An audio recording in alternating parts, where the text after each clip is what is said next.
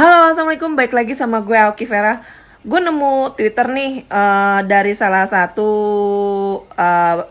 apa sih anggota ya eksekutif kami gitu. Namanya Syaganda Nainggolan. Isinya deklarasi kami Jabar, info dari Presidium kami Jabar. Besok Senin pagi ribuan rakyat akan mendatangi gedung Sate mencari Satgas COVID-19.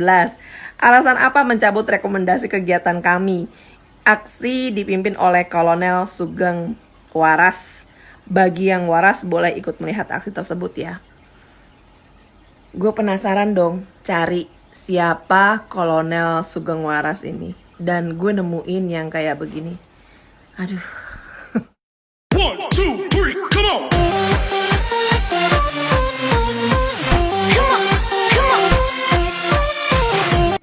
Saya mengalami dilantik itu oleh Pak Harto dan dipensiun juga oleh Pak Harto. Jadi bisa dibayangkan nggak? Mulai 71 saya, mulai 73 saya pensiun 2006. Dilantik di era Soeharto, dipensiunkan di era Soeharto. Dilantik tahun 73, betul, era Soeharto. Pensiun tahun 2006. Soeharto tahun 98 udah lengser, Pak.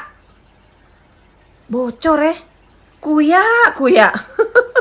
Tepuk dua hancur ya. Kalau sekarang yang terlihat ya semacam Pak Prabowo itu mengambil pengalaman dari ayahnya. Tahu Pak Sumitro kan? Dimana waktu itu Pak Sumitro itu pada eranya sebenarnya ingin digandeng oleh Pak Karno.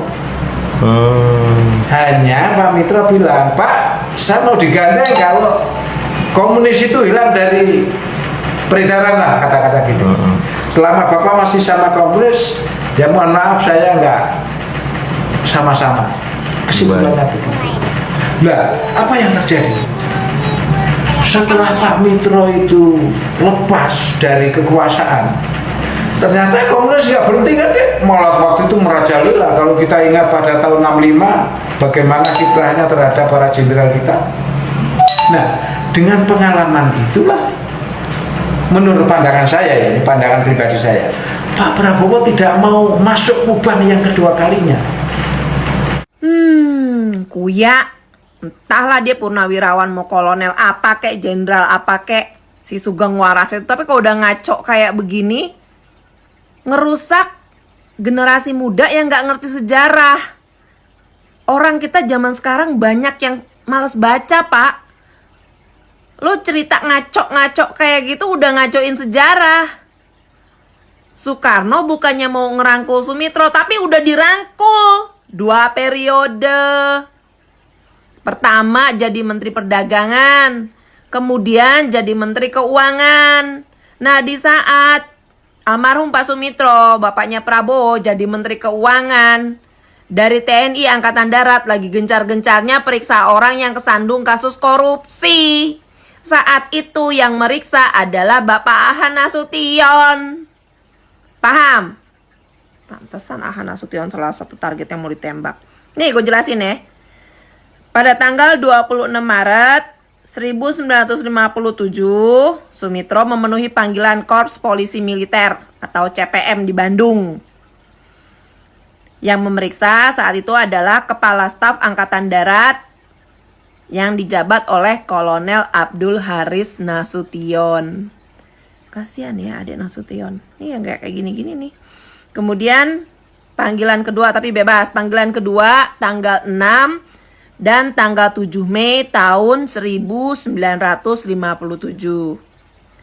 Bebas. Tanggal 8 mau diperiksa lagi. Nah, 6, 7 dia masih memenuhi panggilan. Tanggal 8 dia udah nggak mau memenuhi panggilan dan kabur dari Jakarta. Lewat jalur darat ya Pak, yang gue tahu itu. Dari Jakarta, Lampung, Riau, Jambi, Padang, dan Singapura.